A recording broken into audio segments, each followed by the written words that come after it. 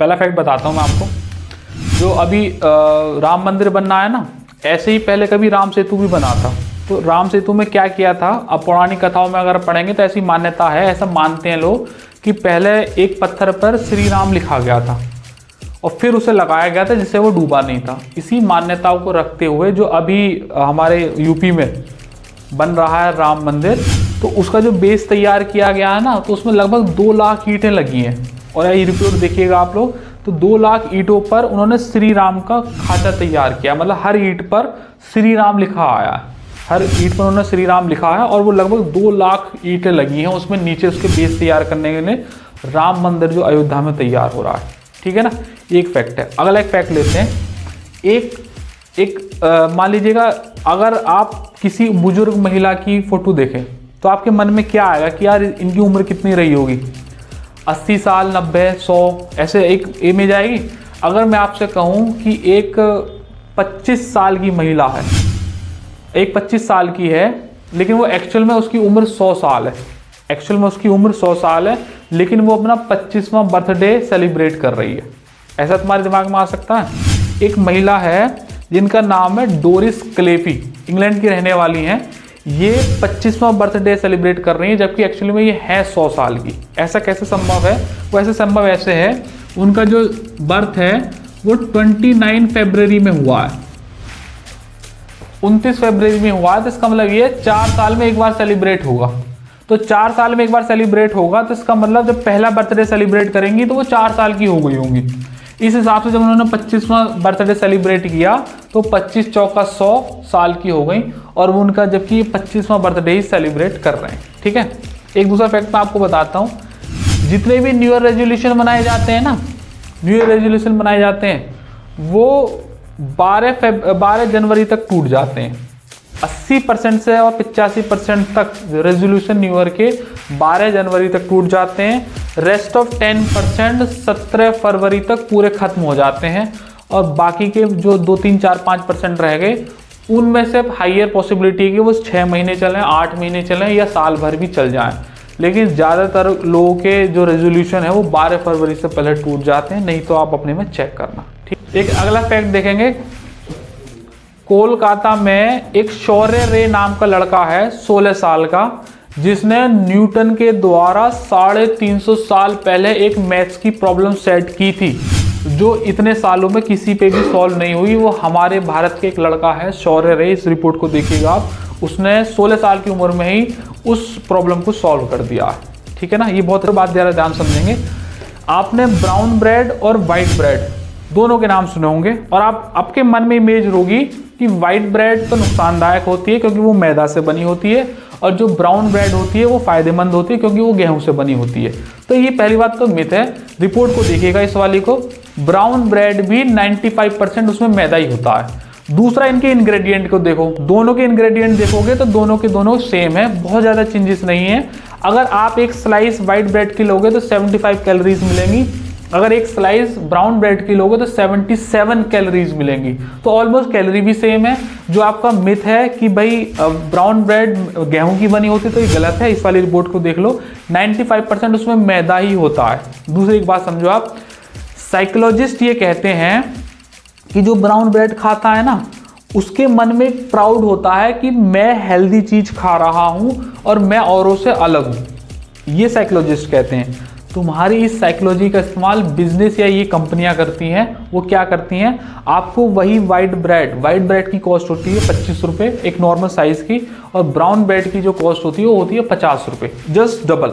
तो आपकी साइकोलॉजी का इस्तेमाल वो अपने बिजनेस के लिए करते हैं और आपको 25 रुपये का ब्रेड वही 25 रुपये का, उसमें सिर्फ 1 रुपये का भी कलर नहीं डलेगा और वो आपको 50 रुपये में दे देंगी और उससे डबल मुनाफा हो जाएगा। अब आपको समझो, जो साइकोलॉजिस्ट ये सोचते हैं कि मैं ब्राउन ब्रेड खा रहा हूँ तो मैं बहुत ज़्यादा हेल्दी रहूँगा, ऐसा कुछ भी नहीं है। आप कैलोरी देख लो, आप इंग्रेडिएंट देख लो, आप उसके अंदर जो चीज़ डली है वो देख लो और बाकी ये रिसर्च को देख लो। मैं अपनी तरफ से कुछ नहीं कह रहा।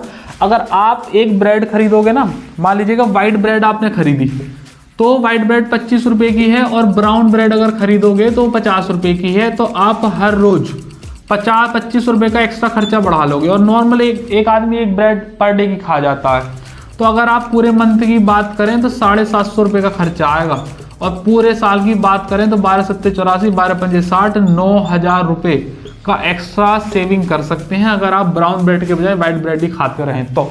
9,000 तक का फर्क आता है। ये छोटे मोटे खर्चे होते हैं जो सालाना आप इन्हें कम कर सकते हो। ऐसा एक खर्चा मैंने आपको बता दिया, ऐसे पता नहीं तमाम ऐसे खर्चे होंगे जिन्हें आप चाहें ना भी करें तब भी आपका काम चल जाएगा। और काम क्या, वही काम तो हो रहा है, कुछ अलग थोड़ी है। और मैं अपनी तरफ से थोड़ी बोल रहा हूँ। ठीक, मजा आएगा तुम्हें।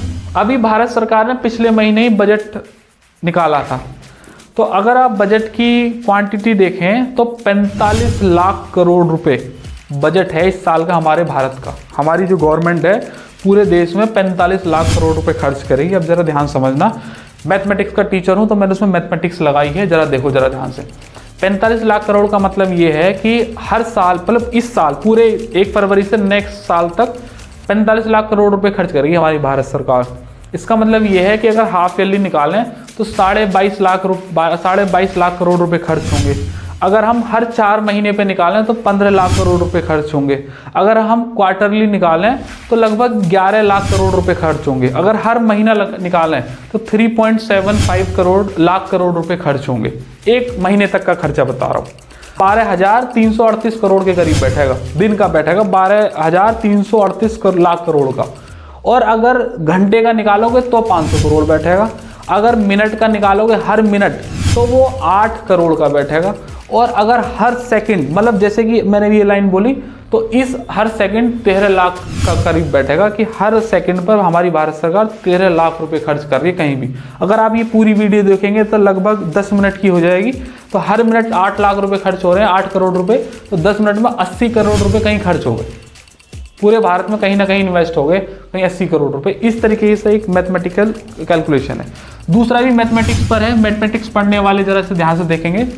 परसेंटेज आर रिवर्सिबल, मतलब 8% of 25 is equal to 25% of 8। ये दोनों सेम होते हैं and one of them is much easier to do in your head. ध्यान से समझो इस बात को।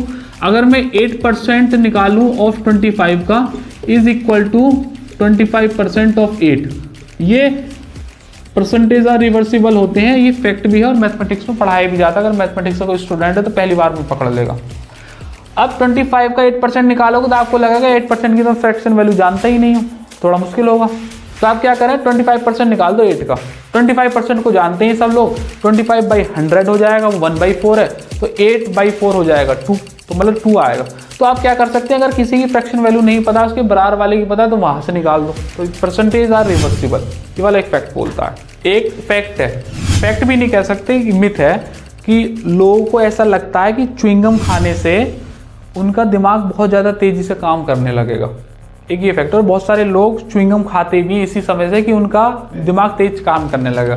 पहली बात मैं आपको बता दूं, ये जो कॉन्सेप्ट है वो यहाँ का है ही नहीं, वो अमेरिका का कॉन्सेप्ट है। और अमेरिका की जो च्युइंगम्स होती हैं वो यहाँ की च्युइंगम से अलग है।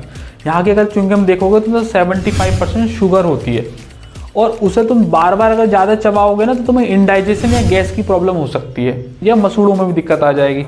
अच्छा, अगर आपको माइंड तेज करना ही है तो आप अगर चबाने वाले कॉन्सेप्ट को फॉलो कर रहे हैं तो आपने वो वाला कॉन्सेप्ट सुना होगा, कॉन्सेप्ट ऑफ 32 टाइम्स च्युइंग का, मतलब 32 बार किसी चीज को चबाओ। तो आप च्युइंगम को चबा रहे हो, इससे अच्छा ये है कि जब तुम रोटी खाओ अपनी तो हर एक बाइट को 32 बार चबा कर खाओ। ये आपने कॉन्सेप्ट सुन रखा होगा।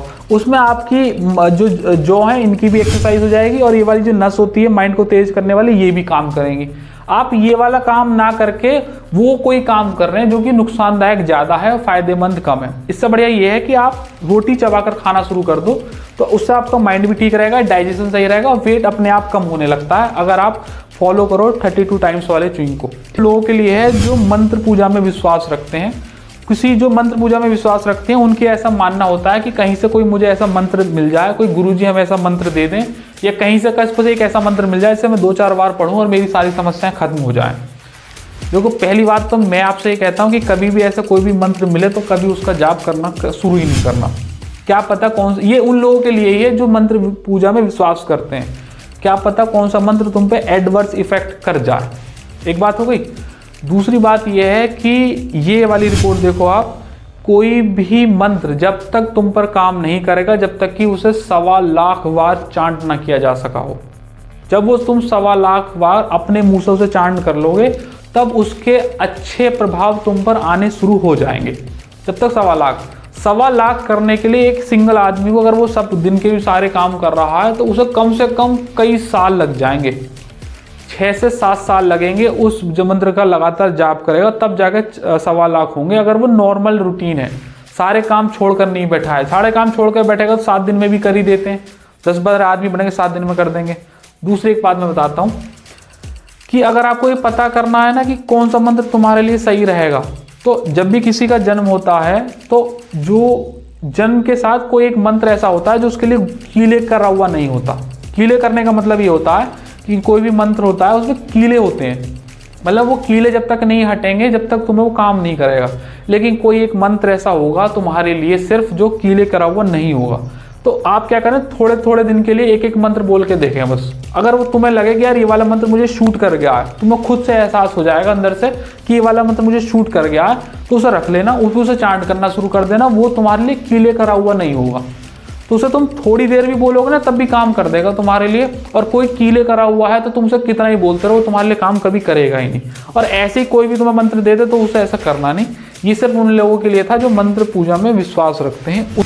अगर मैं आपसे पूछूं कि राष्ट्रीय पशु कौन सा है तो आप क्या बोलोगे कि बाघ है। मैं आपसे पूछूं कि राष्ट्रीय पक्षी कौन सा है तो आप कहोगे सर मोर है। मैं आपसे पूछूं राष्ट्रीय फूल कौन सा है तो आप कहोगे कमल है। मैं आपसे पूछूं कि राष्ट्रीय चिन्ह कौन सा है तो आप कहोगे अशोक स्तंभ है। राष्ट्रीय पेड़ कौन सा है तो बरगद है। इस तरीके से चीज़ है। मैं आपसे सवाल कर रहा हूँ कि राष्ट्रीय खेल कौन सा है, बताओ। हॉकी। देखो ये एक बड़ा मिथ है, लोगों को ऐसा लगता है कि हमारा जो नेशनल गेम है वो हॉकी है। इससे पहले मैं कुछ बोलूँ, इस रिपोर्ट को देखो जरा।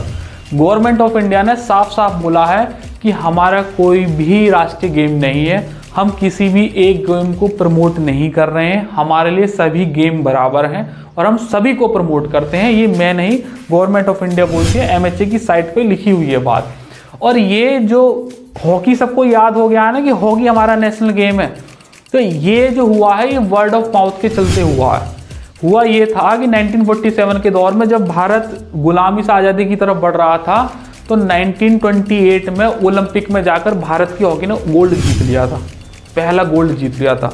1932 में दोबारा एक और गोल्ड जीत लिया था। 1936 में फिर एक गोल्ड जीत लिया था और उसके बाद 12 साल तक विश्व युद्ध के चलते कोई भी ओलंपिक नहीं हुए थे। फिर 48 में फिर से एक गोल्ड जीत लिया, 52 में फिर जीता, 56 में दोबारा जीता। तो कुल मिलाकर लगातार 6 बार भारत ने हॉकी में ओलंपिक में गोल्ड जीते। इस वजह से लोगों को लगा कि भाई हॉकी बहुत बढ़िया गेम है, पूरे भारत में हॉकी का हल्ला हो गया, क्योंकि उस समय के दौर में और तो कोई गेम था नहीं।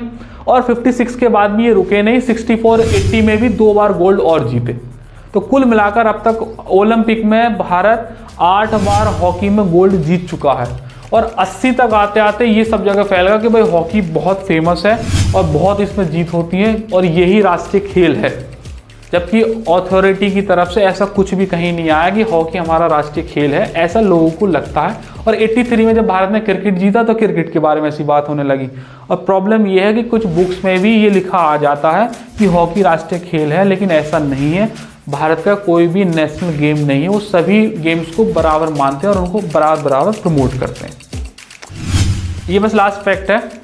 जैसे बहुत सारे लोग मुझसे अभी पूछ रहे थे कि अभी हाल फिलहाल में जो मैंने नेशनल MMS शुरू किया है उसमें मैं फैक्ट देता हूँ, मतलब उसमें रिपोर्ट दिखाऊंगा आपको, पिक्चराइजेशन करूंगा कि जो एक्चुअल में जो इन्फॉर्मेशन है वो आपके सामने रखेंगे। तो सर ऐसा क्यों करने लग रहे, पहले तो नहीं करते थे।